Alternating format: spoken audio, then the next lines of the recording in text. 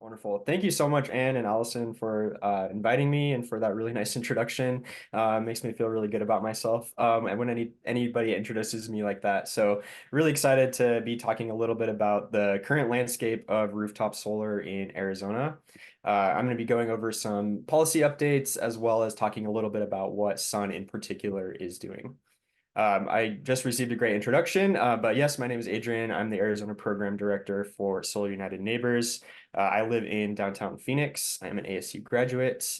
Before my job at Sun, I worked for the city of Phoenix, and before that, I worked for the city of Redmond, Oregon. So I have a lot of affinity for people who work in city government. I really, really appreciate everything that you all do to improve your communities.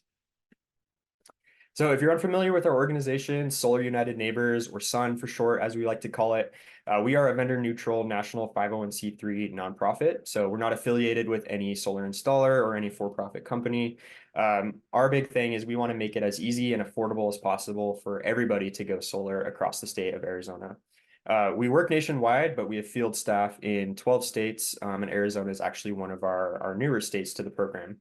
So we help people go solar both through our residential co-ops, which is basically like a big group buying program, but also individually on a case-by-case basis, particularly more and more since the IRA got passed. We're working with houses of worship and nonprofits, different cities and schools that are installing solar. It's a really, really exciting time thanks to the IRA.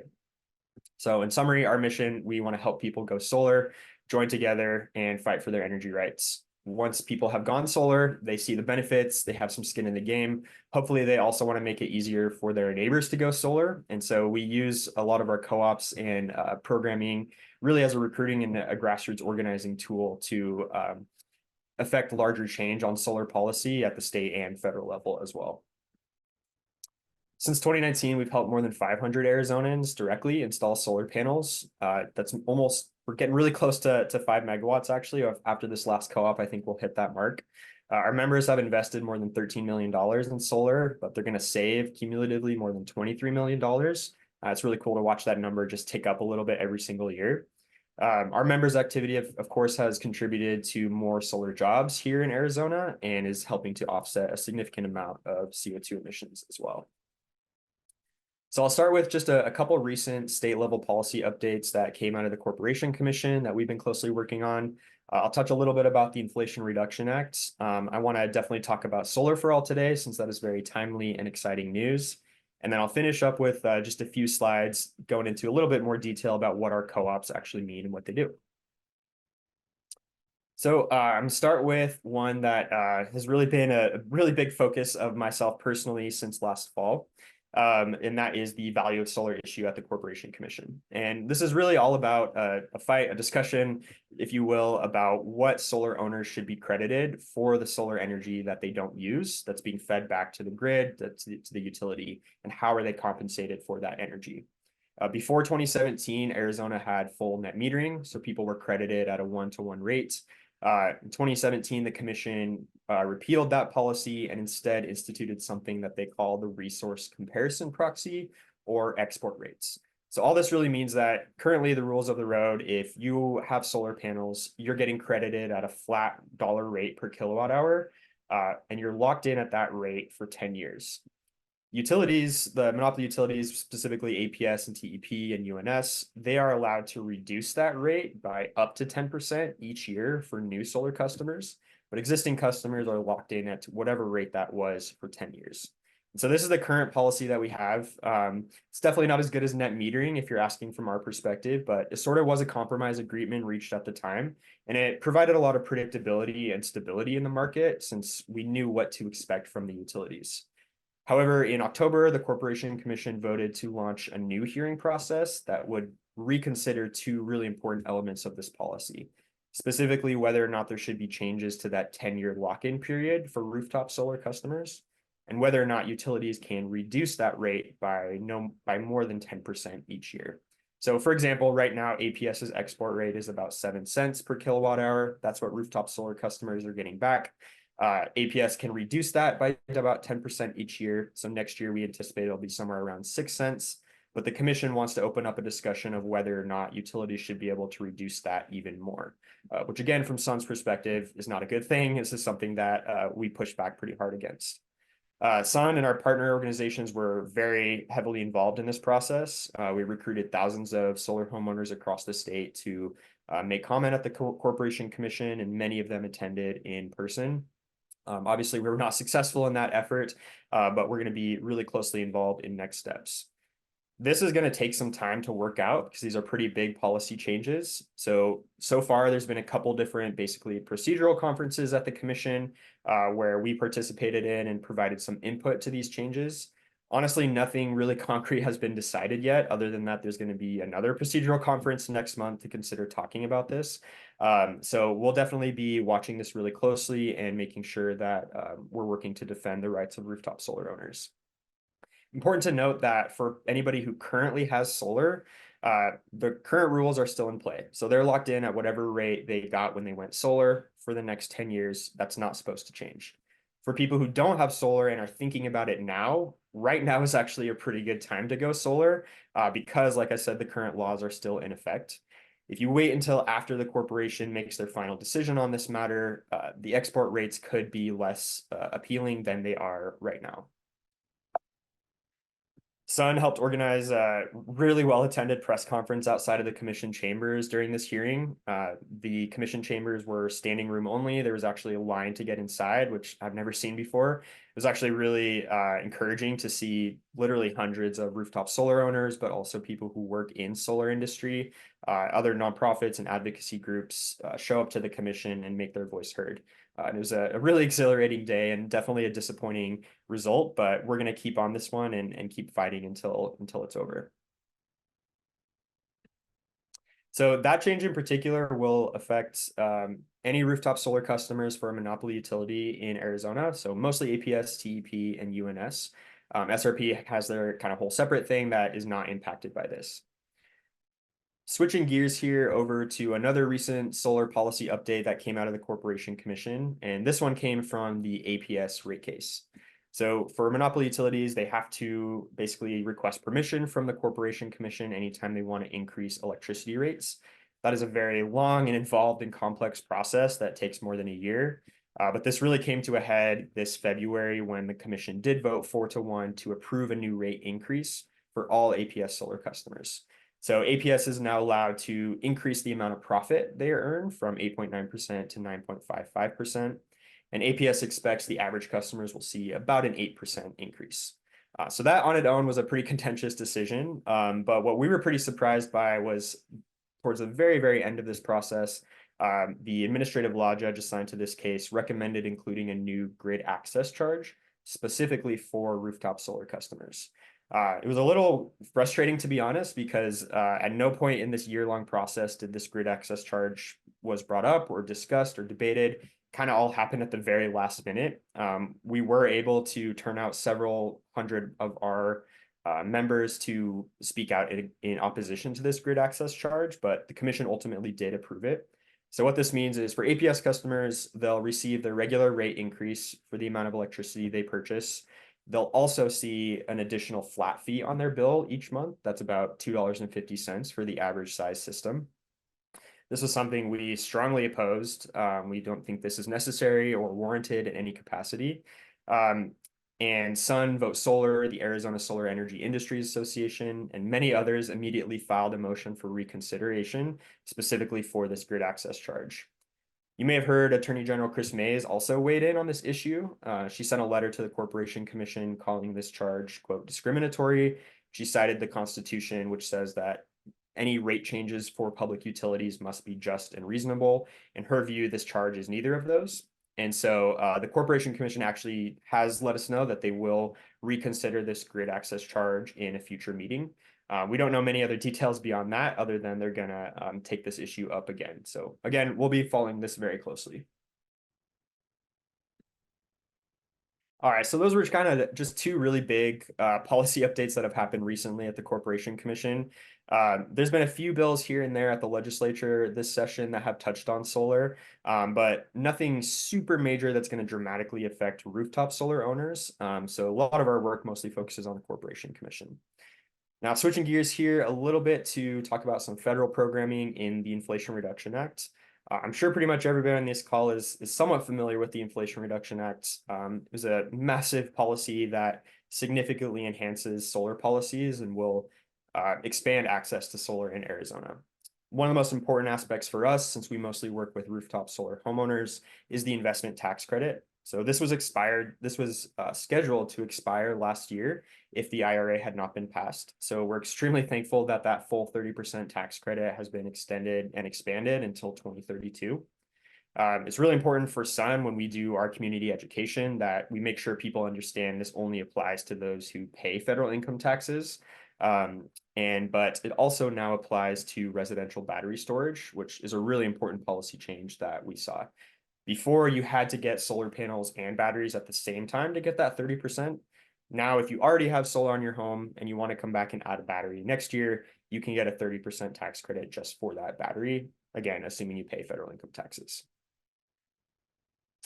This tax credit also extends to commercial solar. So think like, I don't know, a big Walmart or warehouse that wants to add solar on top of their building, or APS or another utility who's building a large scale solar farm. These tax credits would apply to them. So they have the same base 30% tax credit for until 2032. But for commercial systems, there are some additional adders that can be stacked on top of this thanks to the IRA. So for projects located in former energy communities, those are communities who have historically relied heavily on fossil fuel extraction in their community. A common example of this is a brownfield site. So maybe there used to be a coal mine in operation. The community really relied on jobs for that. Now the coal mine has since closed, and the community is dealing with a lack of jobs and also maybe some environmental impacts from that coal mine closure. So if you build a large scale solar array in one of those energy communities, you can get an additional 10% tax credit. Similarly, for projects located within census tracts that are considered low income, they can add an additional 10%. And if the developer uses panels and other equipment that were made in the United States, they can stack an additional 10%. So depending on where the project is and what materials are used, developers could receive, in theory, a 60% tax credit for a solar array. And this is a really cool policy change because it incentivizes developers to site these projects in communities that are going to benefit most from the jobs and the environmental benefits of those solar arrays. And then one of my personal favorite pieces of the IRA is something called direct pay. And this is important, especially since it touches on municipalities and local government. So before the IRA, non-tax paying entities like a nonprofit didn't really have any way to get help paying for a solar installation, at least not from the federal government. And direct pay changes all that. So instead of a credit on their taxes, nonprofits and other tax exempt entities can receive a direct payment. It's literally like a check or a direct deposit from the IRS worth 30% of the total cost of installation. This has been a game changer. We are already seeing a flood of interest from especially houses of worship, but other nonprofits as well. We've been talking to a couple cities in Arizona, some nonprofit hospitals and school districts who are really, really excited to take advantage of direct pay and be able to get some help paying for their solar installation. It's going to benefit them from so much. Important to note, this does not apply to individuals. This is only for non-tax paying entities. And then finally, one other program out of the IRA is something called the Rural Energy for America program, REAP, which provides grants and interest-free loans to farmers and rural small businesses to install solar. It can also be used for wind and other energy efficiency upgrades, but in Arizona, most of the REAP grants go for solar. This program did exist before the IRA, but the IRA quadrupled funding for it and also increased the cap to up to 50% of the total cost, where it used to be 30% as well. And this is kind of an example of where the role that Sun plays. So the federal government has this great new program, wonderful, but there's a lot of especially local farmers and small businesses who don't know about it or don't know how to apply for it. So we've got some great free guides and resources and educational materials on our website. We've got staff members who can actually help small businesses apply for a REAP grant now, which is really exciting and a big priority of mine, since historically a lot of these grants have gone to very big like agriculture corporations. So we want to make sure that the small family farmers know about this as well. This is also one of my favorite pictures of all time. Kathy and her horse Ruby up near Flagstaff with some solar on her barn. I just really like that photo.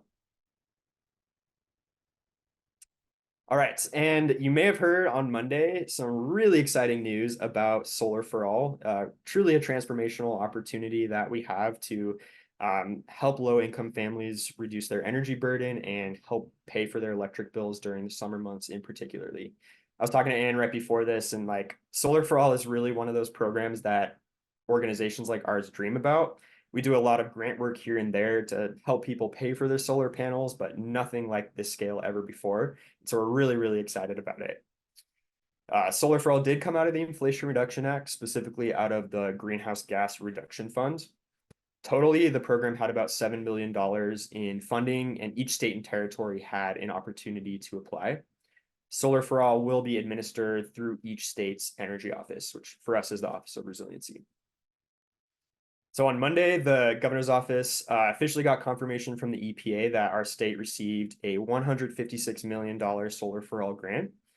The state originally had requested $250 million, but the little silver lining here is that no state or territory received the max amount that they requested.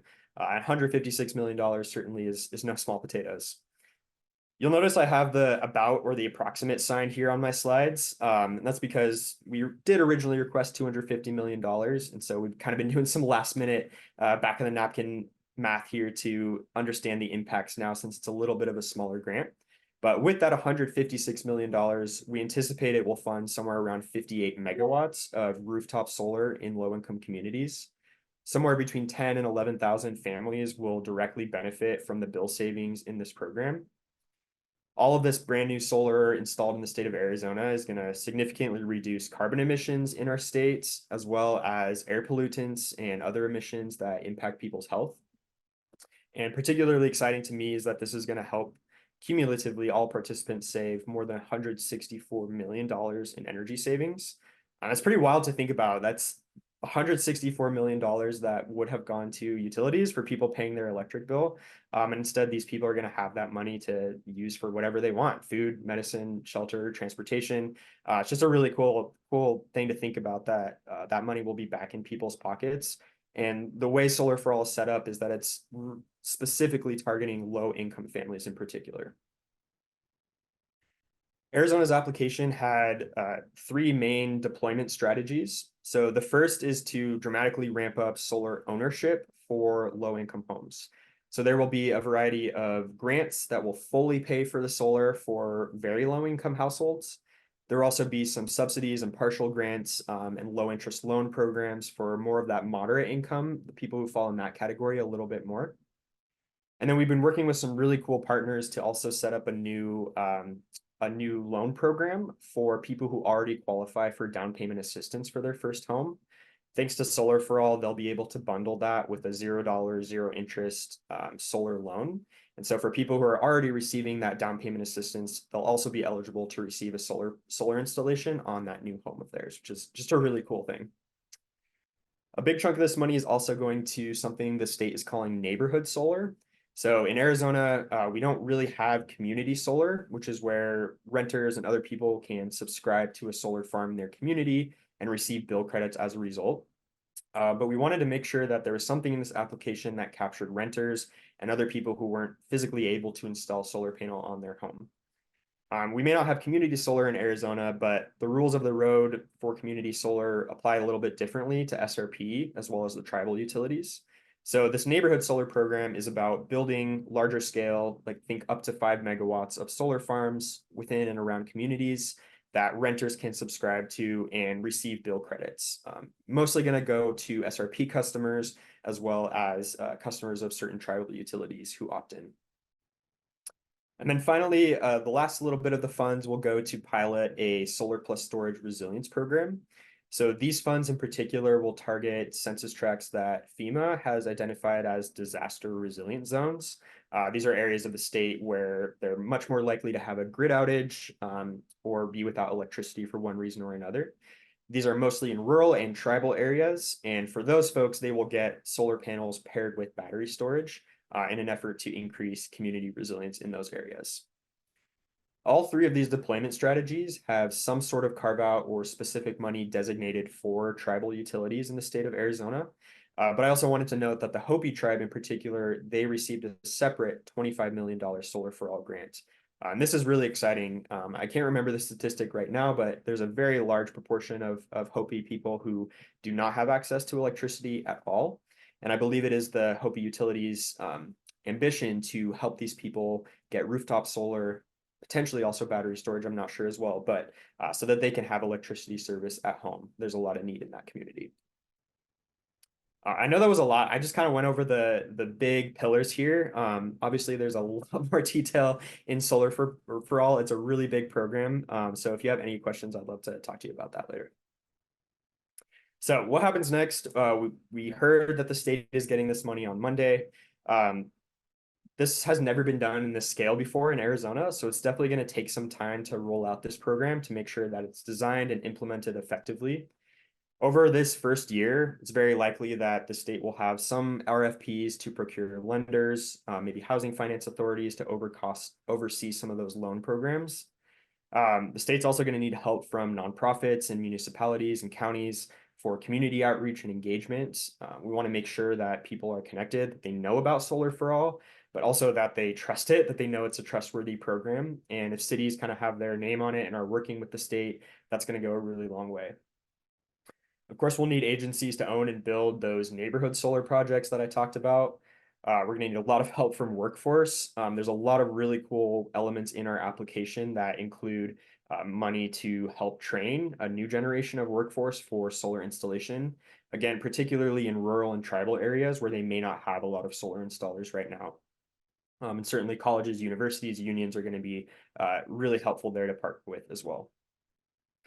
So I've been told kind of unofficially by the governor's office that they'd like to meet hopefully monthly to advise on implementation of Solar for All. I don't know a lot of details about that, but I know that that's coming down the pipeline because, like I said, the state's going to need a lot of help and partnership with local government and community groups like Sun to make sure that this program is implemented as effectively as possible. We anticipate implementation, meaning, panels going on roofs, maybe by the end of this year, but in all likelihood, probably in earnest in early 2025. If you're on this call and you have not been connected to the governor's office and you'd like to make sure you're on that advisory council or whatever meetings they set up, I meet with the governor's office monthly about Solar for All, and I'd love to connect you to make sure that you are involved. So to summarize, I was asked to talk a little bit about like what is the current landscape of rooftop solar in Arizona. It's a little bit of a mixed bag. In some ways, solar policy has never been better because we're getting this amazing infusion of cash into the state from the Federal Inflation Reduction Act. It's helping more and more people go solar. And yet at the exact same time, some recent statewide policy has been really damaging to rooftop solar and is sending mixed signals to the market. On top of that, interest rates, which are affecting all borrowing, are certainly having an impact on the solar industry. A lot of people finance their solar systems. So right now, Arizona is still ranked 5th in terms of total solar installation. There's a lot of interest, there's a lot of demand for solar, but policy-wise, it's a kind of a really interesting mixed bag right now where we're at with a lot of good things coming from the federal government and maybe not so awesome things coming out of the Corporation Commission. I just have like 2 more slides left to talk a little bit about our solar co-ops in particular, since that is a really big part of my job. So when I talk about solar co-op, essentially that is a group buying program. And this is the main program Sun does to actually help people install solar directly.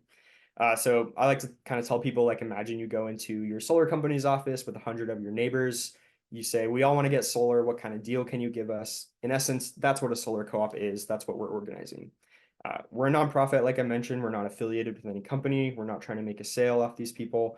We're truly trying to equip them with the education and tools and resources they need to feel really good about going solar and hopefully get a discounted rate on the cost as well.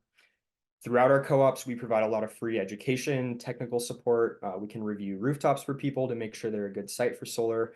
We can give people, information about tax credits and financing, just whatever people need to feel confident about their decision to go solar.